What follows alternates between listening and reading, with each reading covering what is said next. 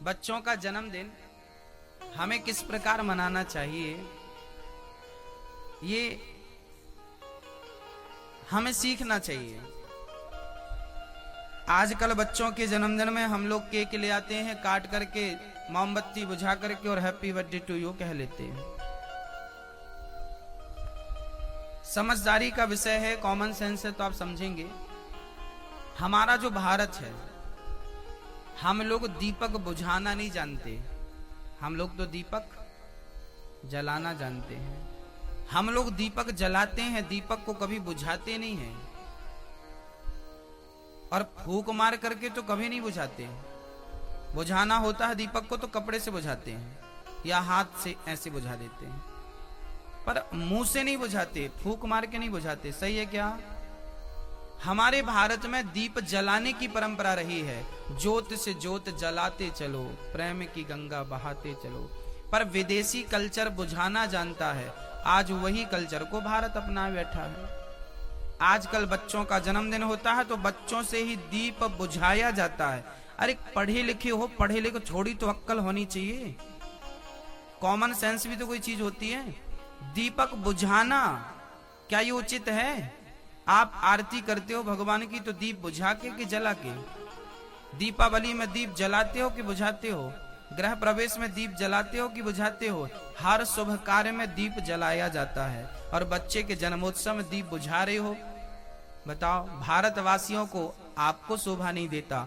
America Japan का आदमी बुझाए तो चलेगा, क्योंकि वो मूर्ख लोग हैं, और ये विश्व गुरु भारत आज ये हरकत कर रहा है तो निंदनीय है ही।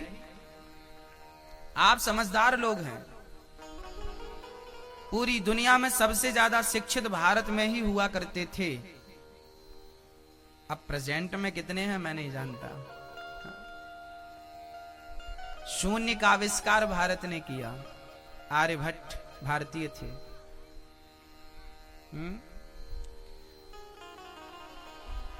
बड़ी बड़ी बातें हैं। आज आप लोग दीप बुझाते हैं, इसलिए संकल्प लीजिए कि हमें दीप जलाना है और बच्चों का जन्मदिन मनाइए। हमारे भारत में लड्डू बांटने की परंपरा रही है। लड्डू क्यों बांटा जाता है? क्योंकि लड्डू को आप जब बनते हुए देखेंगे तो इसमें एक संदेश छिपा होता है। लड्डू बहुत सारे दानों को मिलाकर एक लड्डू, जैसे तिल का लड्डू है।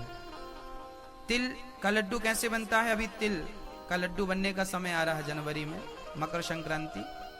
हमारे यहाँ अनेक प्रकार के लड्डू बनते हैं, तिल के लड्डू, मोतीचूर के लड्डू, हाँ कितने लड्डू। मोदक, महाराष्ट्र का लड्डू अलग होता है तो गुजरात का लड्डू अलग प्रकार से बनाते हैं। हर प्रांत में अलग अलग लड्डू। क्यों, कैसे? कहते हैं एक दाने को दूसरे दाने से जोड़ देना ही लड्डू है।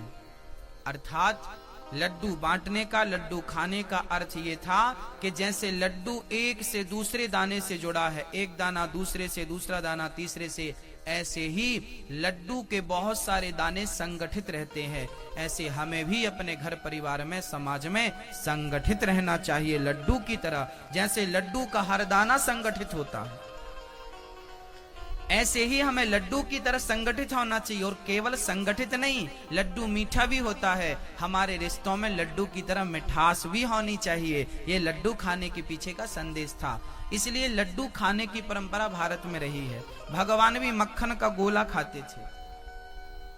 गणेश जी को भी लड्डू पसंद है। ये लड्डू है, लड्डू खाइए प्रेम पूर्वक, लड्डू बांटिए। बचपन से माँ बाप बच्चे को पहले माला पकड़ाया करते थे, बेटा बोलो राम, बोलो राम, बोलो राम। आजकल बचपन से चाकू पकड़ाते हैं, चल बेटा केक काट, केक काट, केक काट। तो काटना पीटना बचपन से आपने सिखाया है, बाद में फिर वो आपका हाँ सुखमय जीवन में आग लगा दे तो बाद में रोना मत, क्योंकि सिखाया। चाकू चलाना किसने सिखाया? बच्चों को चाकू चलाना किसने सिखाया? पकड़ाया किसने? मम्मी ने। फिर मम्मी तुम्हारा कलेजा काटेगा तो रोना मत।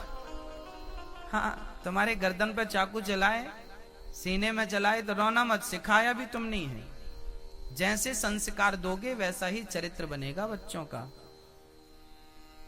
हमारा भारत किस प्रकार की सोच रखता है, उस सोच पर गौर करिए। हमारे यहां जब किसी बच्चे का जन्मदिन होता है ना, तो हम लोग क्या करते हैं, बोले सत्यनारायण भगवान की कथा सुनते थे।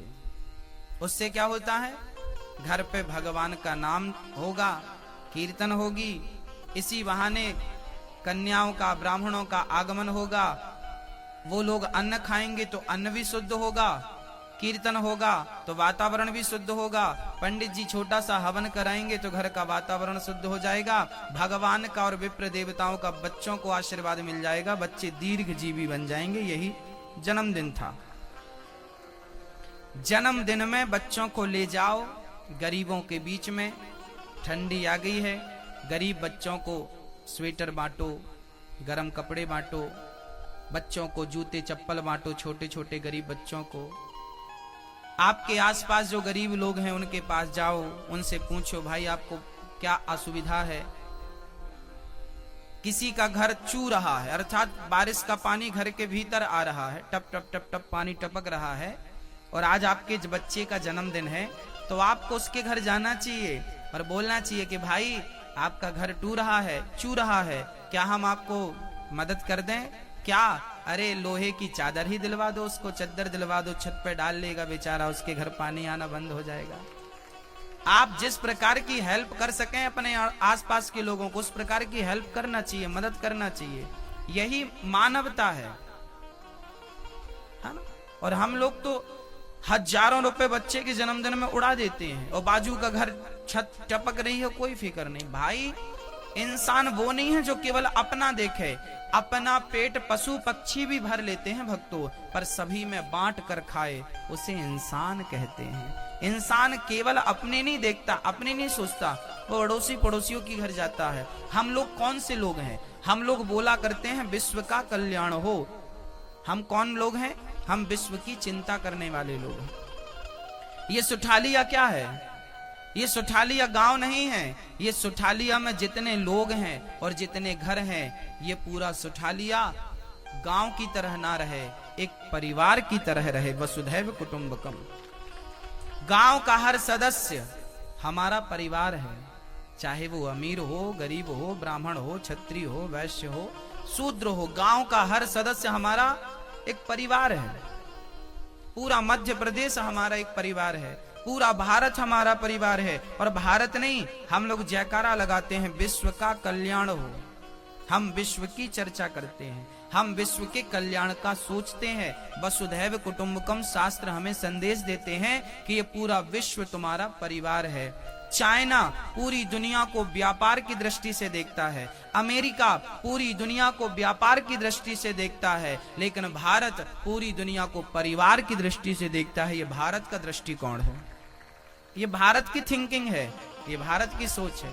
हम सबसे अच्छी सोच वाले लोग हैं, हम सबसे बेहतर सोचने वाले लोग हैं, हम सबका भला चाहते हैं। आपका भी भला हो, आपका भी भला हो। हम अपने दुश्मन का भी भला ही चाहते हैं। जब पानी बरसता है ना, तो जिसके घर पे पानी टपकता है ना, वो भी कहता है कि भगवान भले मेरे घर पानी टपक रहा हो, पर अच्छा मानसून आए, अच्छा पानी बरसे, ताकि किसानों की फसल अच्छी हो।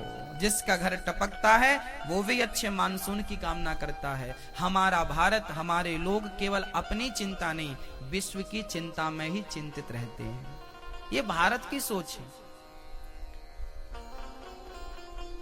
ऐसी सोच हमें रखनी चाहिए।